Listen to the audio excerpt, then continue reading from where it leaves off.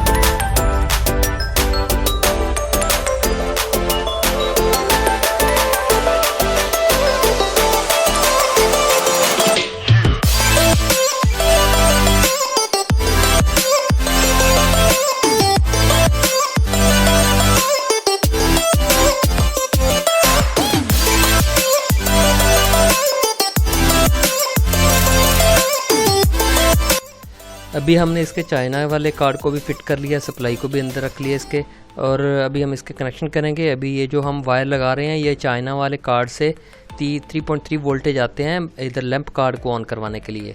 तो ये हम इधर लगाएंगे, तो फिर जब हम L3 को ऑन करेंगे तो फिर L3 में जो लाइट जलती है वो इस तार की वजह से जलती है। और ये हम रेड वायर जो लगा रहे हैं इसमें 12 वोल्टेज हम देंगे चाइना वाले कार्ड को। ये 12 वोल्टेज चाइना वाले कार्ड को प्लस वाले चले गए। और अभी हम जो लास्ट वाली वायर लगाने वाले हैं ये इसके ग्राउंड पॉइंट है, वो आप LCD में कहीं भी ग्राउंड पॉइंट पे लगा देंगे तो हमारी कनेक्शन कंप्लीट हो गया इसके।